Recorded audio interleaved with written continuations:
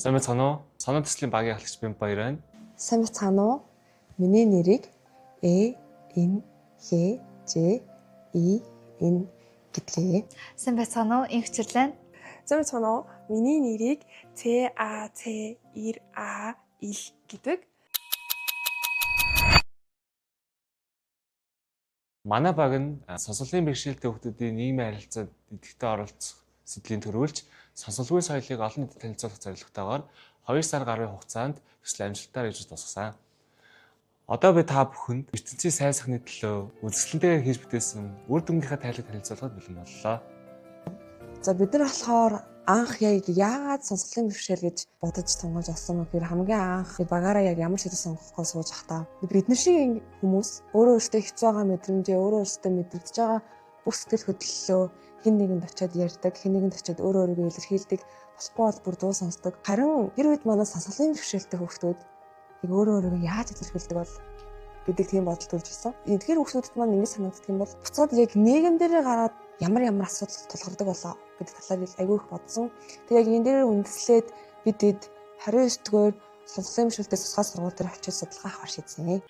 За анх сургалтын менежер өрөөндөө дуудаад томоочин сургуулийн хүүхдүүд ирсэн байна. Судалгаа авах гэсэн багшаатаа чиглүүлээд өгөөч гэд надаас хүссэн. Тэгээд би тухайн үед юусо тоогүй яа гэхээр манай сургууль дээр маш олон судалгаанууд авах гэсэн хүмүүс айгүй ханддаг. Тэгэл ямар ч үр дүнгүй судалгаанууд аваад явагдаад байгаад байлаа.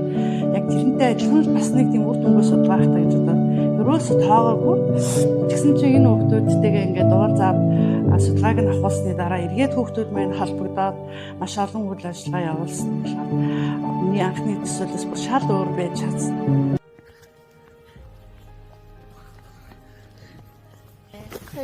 Одоо 29 дугаар сургуулиас гараа явж байна. Амар их юм хийлээ. Сая судалгаа бүгдийг авлаа. Тавьсан байсан зорилготойгоо дагуу 3 сонсголын бэрхшээлтэй охин сургууль дээр урьж ирээд уулзсан. Тэгээд түүний дараагаар бидний хийж байгаа зүйлс илүү утга учиртай болсон. Орин байжсэн чинь манаас 3 охины маань нэг нь та нар миний харьцаж үзсэн, найзалж үзсэн хамгийн анхны сонсголтой хүүхдүүд байсан шүү. Өнөөдөр үнэхээр гайхалтай байлаа гэж хэлсэн. Тэгээд нэр юуг ойлгосон бэ гэхээр нийгмийн харилцаанд оролцох гэдэг чинь бидний өдөр тутмын найзлах, нөхөрлөх, хүндлэх гэдэг төдийлөн анзаарагдаад байдаггүй жижиг зүйлс бидний үйл ажиллагааны хувьд асар том зүйл болоод хувирсан. Тэр тутгаараа бид нэр үйл ажиллагаануудаа илүү тэр хүүхдүүдэд тухтай байлгахын тулд энэ л зүйлээр төвлөрч айгүй их толгой агшлсан. Бид нар бол яг ингээд зорилго бүх зүйлээ ингээд тодорхойлсны дараагаар Монгол Улсын албан ёсны хэлмэрч болох өөрийн төв агштайг ер нь бол ингээд холбогдсон. Тэгээд өөрийн төв агштайг холбогдсноор сонсголгүй соёл дохионы хэлээр харьцахдаа гарын байрлал ер нь ямар байх ёстой гэх мэт ер нь анхан шатны бүх мэдлгүүдийг ингээд аваад ер нь бидний хэлээр харьцахдаа гарын ганц байрлал өөрчлөгдвөл үг ингээд тэр чигтээ өөрчлөгддөг маш чухал ойлголтуудыг ер нь бид нарт өгсөн. Үйл ажиллагаа нэг бол үнэхээр яг үүндээ бууж чадаагүй гэх юм уу? Хамгийн эхлээд 29 сургуулийнхаа урлаг зааланд очиод ширээ саналуудаа янзлаажсэн. Гадаа баг нэлээ их бид нар баг тийм олон хүүхд ирнэ гэж юусоо бодоогүй яг үннийг хэлэхэд. Тэгээд гадаа айгүй олон хүүхд ирсэн. Яна бид нар яах болоо гэдэг яг ийм бодолтойгоор хэлэхэд тэр хүүхдүүдийг тэгж сайн даам тоглолдог гэж би яг үндэ мэдээгүй. Даам мэддгүй хүүхдүүд байх гэж бодоод презентацийн дээр бүр анхан шатны хамгийн мэдлгүүдийг бэлдээд утсан тэрхээ тутун үнэлсэн байна шүү дээ. Үнэхээр сайн тоглолдог хүүхдүүд байсан. Хэн зохиогоод алтын төлөөх тоглолтыг харахад тэр гал гарсан яг тийм тоглолтууд байсан. Тэгээд яг тэрийг харчаад сонсголын бэрхшээлтэй хүүхдүүд ч гэсэн даамны тэмцээнд орвол ямар гоё юм бэ гэдэг бодол мэдрэмж юу нь болоод төрсөн. Яг энэхүү үйл ажиллагаанаас яг юу ойлгосон бэ гэхээр өөртөө бид нар яг энэ хүүхдүүдтэй яг яаж харьцах юм бэ гэдэг талаар бэлсэн гэж бол дүгнэж байгаа. Хоёрдугаар үйл ажиллагааны хувьд гэх юм бол нөхөө буюу олиолын үйл ажиллагааг зохион байгуулсанд бол үнэхээр их баяртай байгаа. Яагаад тэгэхээр тэр хүүхдүүд баг болоод хэдий тэр хүмүүс ингээ бие биентэйгээ шуудаар ингээ ойлголцож чадахгүй ч гэсэн ядчил нэг бөмбөг алдлаа. Тэрэн дээр нь зүгээр гээд ирээд алгаад ичж байгаа нь гараа цогч байгаа нь бодвол тэр хоёр хүүхдийн холбох маш том гүүр нь болж чадсан болов уу? Төвшинбаяр, Ганбаатар гээд хоёр хүүхэд Инстаграмаар бидний найзууд болоод нэгэн дараа над руу чат бичээд ахаа манай удахгүй 2 дахь сургуулийн болиол тэнцэн болгож байгаамаа. Та ингээ бидэрт бидний ингээд тасалжуулаад өгөөч. Гэхдээ нь болохоор ямар тааж өөрийнхөө хэмжээд чадхаараа туслая гэж бодоод тэгээд зорж утсан байгаа. Очиход бол намайг айгүй хөөрхөн доор ингээ хүлээж нэг давхартаа ингээд ах ирчлээ штэ миний ах эдэр гэж гүйж тогтож аваад тэгээ хамтдаа заалуугаа ороод миний баг дээр хожоод бүү баярлаж гүүгээд бүр намайг бүр баярлаа ахаа махаа гэдэг туслуулж байгаа нь үнэхээр хайр хүргэсэн гэх юм. Тэгэд яг энэний дараагаар бид нар яг сошиал медиа буюу за тэгвэл яаж энийг хүмүүст энэхүү гайхалтай хүмүүсийн соёлыг яаж хүмүүст таниулах вэ? Тэгээ бид нар байж болох олонний танил бүх хүмүүс рүү ингээд нөгөө хэлээд тэгээ та дахианы хэлээр ингээд сурсан байгаа бусдад таниулдаг тийм аян зохион байгуулж байгаа юм. Хамгийн гайхалтай нь бид нарт ингээд амин эрдэнэ ах гэж зөвшөөрж байна. Би бичлэгэж хийж өгье гэд хоёр дахь хүн маань болоодыг оролцож ирсэн тохойд хүүхдүүд өөрсдөө би энэ дахиад дог гэдэг аянд оролцмоор байна. Би ингээд өөрийнхөө сайн дор оролцож болох уу гэд асууж байгаа нь юугаар зэрхийлж баршгүй. Тэгээд бид нар ер нь бол маш олон байгууллагууд руу холбогдсон хамтарч ажиллах ер нь CU, GS, Номин, E-Mart гэх мэтлэн маш олон сүлжээ дэлгүүрүүд те байж болох бүхий л ингээ байгууллагууд руу холбогдсон. Тэгээд ер нь бол CU маань ер нь зөвшөөрөөд хамгийн нааштай хариу өгөөд за тэгээд ер нь бол ингээ бүх юм окей болол бүх юма хий гэтэл яг үндэ биднэрт мөнгө байгаагүй.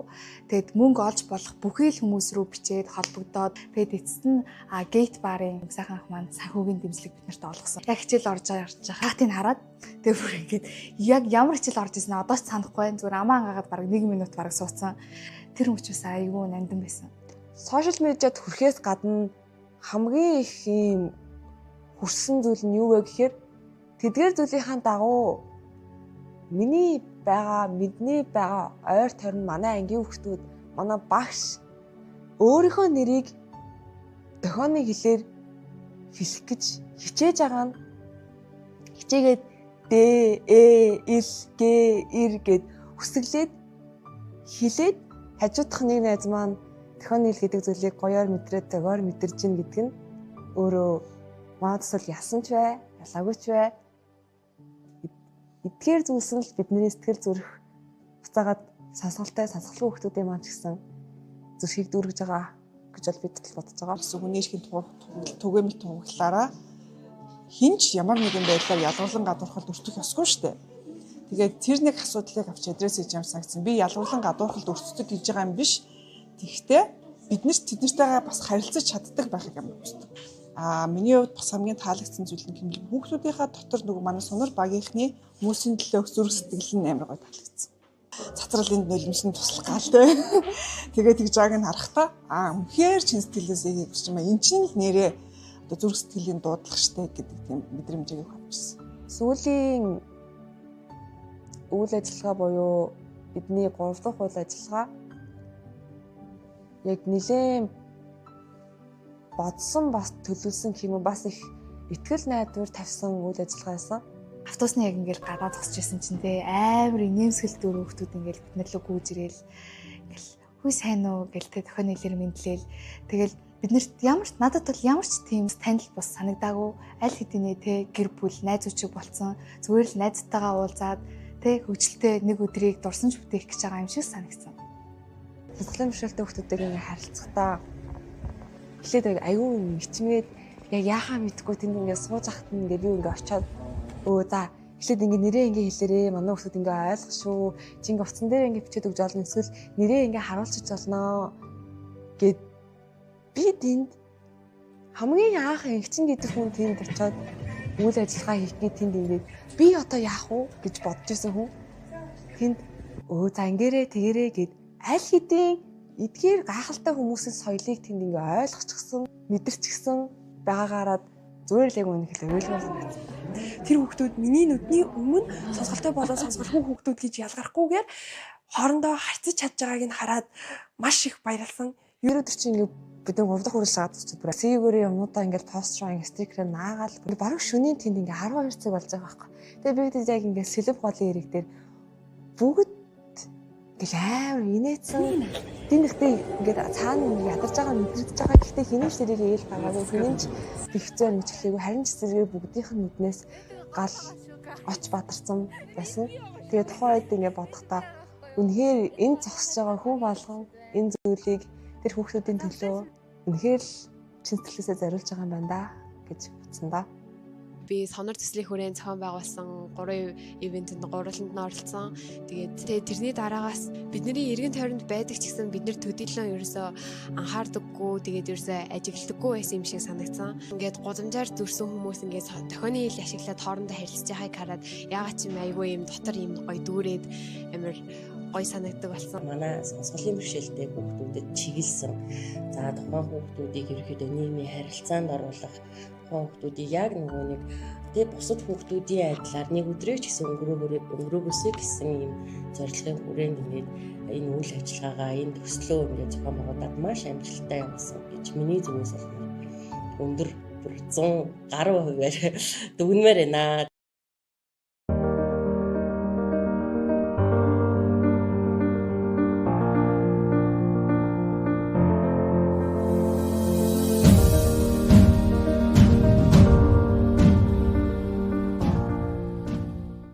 Өнөөдрийн хүртэл бидний хийсэн жижигхэн атлаа үн цэнтэй алхам бүр нэгэн хүмүүний амьдралыг гэрэлтүүлж зүрхэнд нь итгэлийн оц ацааж чадсанаа бид зүрхэндээ мэдэрсэн бас сонссон. Хоёр өөр аргаар харилцдаг хүмүүс хэдийч тэдний бие биенийгээ ойлголцохыг хүсэх хүсэлд хязгаар өгөө гэдгийг тодоос тод жишээ болсон даа. Туйлын их баяртай. Эцэст нь хэлэхэд сонор багийн ертөнцийн сайн сайхны төлөө үцгэлэнтэйгээр хийсэн энэ бүхэн өнөөдрөөр өндөрлөж бас үгээр эхэлж байна.